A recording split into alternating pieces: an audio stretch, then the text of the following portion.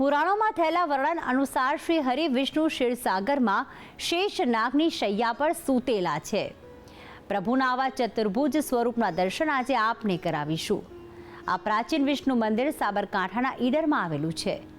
આ ધામમાં દર્શન કરીને અસંખ્ય ભક્તો પાપ મુક્તિના મેળવે છે આશીર્વાદ। તો આવો આ પ્રાચીન વિષ્ણુ મંદિરનો મહિમા જાણીએ। સાબરકાંઠાના ઈડરમાં અનેક પૌરાણિક જગ્યાઓ અને ઐતિહાસિક ધરોહર આવેલા છે। તે તમામ ઐતિહાસિક ધરોહરમાંનું એક છે અહીં આવેલું વિષ્ણુ મંદિર, જે અનેક ભક્તોની આસ્થાનું કેન્દ્રબિંદુ છે।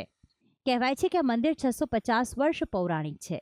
આ મંદિરને ચતુર્ભુજ મંદિર તરીકે ઓળખવામાં આવે છે, કારણ કે અહીં શ્રી હરિ વિષ્ણુનું 4 ભુજાવાળા સ્વરૂપના ભક્તોને દર્શન થાય છે। અહીં ભગવાન વિષ્ણુની સાથે માતા લક્ષ્મીજી પણ સાક્ષાત દર્શન આપે છે।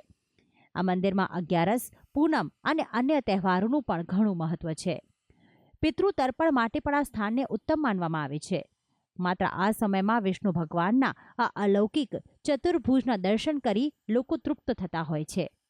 અહીં ભગવાન નારાયણને પંજરી, માખણ જેવી પ્રસાદી ધરાવવામાં આવે છે। આ જગ્યાએ રામચંદ્રજીના પણ તહેવાર મનાવાય છે। અહીંયા શ્રાદ્ધ પક્ષમાં લોકો પિતૃઓના પિંડ બનાવી તે નિમિત્તની પૂજા કરી શ્રદ્ધાથી ભગવાન નર નારાયણના આશીર્વાદ મેળવે છે। અહીંયા 4 ભુજાવાળા ભગવાન બિરાજમાન છે। લક્ષ્મીનારાયણ તરીકે બી ઓળખાય છે અને ચતુર્ભુજ દાદા તરીકે બી ઓળખાય છે। અહીં ચતુર્ભુજ એટલે કે 4 ભુજાવાળા ભગવાન। અહીંયા બહુ શ્રદ્ધાનું પ્રતીક છે આ મંદિર, કે અહીંયા શ્રાદ્ધ પક્ષ બી થાય છે। અહીંયા દરેક પિતૃઓના પિંડ બનાવી ભગવાનની અર્ચના પૂજા કરી અને શ્રાદ્ધનું અહીંયા મોક્ષ ગતિ થાય, દરેક આત્માઓની મોક્ષ ગતિ થાય એના માટે અહીંયા પિતૃતર્પણ બી કરવામાં આવે છે। આ ધામમાં શ્રાદ્ધ પક્ષ દરમિયાન ભક્તોની ભારે ભીડ રહેતી હોય છે। શ્રાદ્ધ એટલે શ્રદ્ધાપૂર્વક પિતૃઓનું ઋણ ચૂકવવાનો અવસર। પિતૃઓના શ્રેયાર્થે અને તેમના ઋણમાંથી મુક્ત થવા પિંડદાન, વસ્ત્રદાન, બ્રહ્મ ભોજન કરાવાય છે। આદિકાળથી અત્યાર સુધી તેનો મહિમા જળવાઈ રહ્યો છે। તે દર્શાવે છે કે કળિયુગમાં શ્રાદ્ધ વિધિમાં લોકોની શ્રદ્ધા કેટલી છે।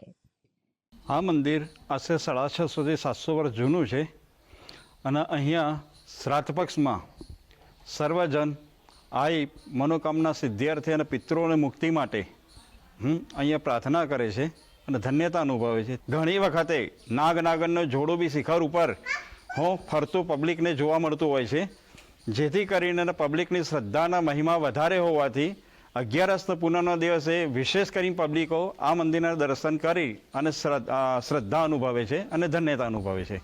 આ મંદિરમાં દર્શન કરવા આવવાથી ભક્તોના સઘળા કષ્ટો દૂર થતા હોવાની લોકવાયકા છે। અહીં દર્શને આવતા ભક્તો મનમાં શ્રી હરિવિષ્ણુના નામ સાથે ભગવાનની ભક્તિમાં લીન થાય છે। શ્રી કૃષ્ણ હિન્દુ સંસ્કૃતિના મોટા ભાગના ધર્મો અને સંપ્રદાયોમાં ભગવાન તરીકે પૂજાય છે। વળી શ્રી કૃષ્ણને જગતગુરુ કહેવામાં આવે છે અને અહીં આ મંદિરમાં ભગવાન વિષ્ણુનું સૌથી સુહામણું સ્વરૂપ બિરાજમાન છે તેવી ભક્તોની આસ્થા છે। અને હોય પણ કેમ નહીં, ભગવાન વિષ્ણુની આભા જેટલી મનોહર છે કે જે કોઈ પણ તેમને જોવે તે બસ તેમને જોતા જ રહી જાય। વિદ્વાનો માને છે કે માનવ માત્ર પર 3 ઋણ હોય છે: દેવ ઋણ, પિતૃ ઋણ અને મનુષ્ય ઋણ। આ 3 ઋણમાંથી માનવીએ મુક્ત થવું જોઈએ। તો ભાદરવા માસ દરમિયાન તો આ ધામમાં લોકો વિધિ વિધાન માટે પધારે છે અને ઋણમાંથી મુક્તિ મેળવે છે, પરંતુ સાથે સાથે અન્ય દિવસોમાં પણ ભક્તો આસ્થા અને વિશ્વાસ સાથે આ ધામમાં દર્શન કરવા આવી પહોંચે છે। ભક્તિ સંદેશ ન્યૂઝ, સાબરકાંઠા।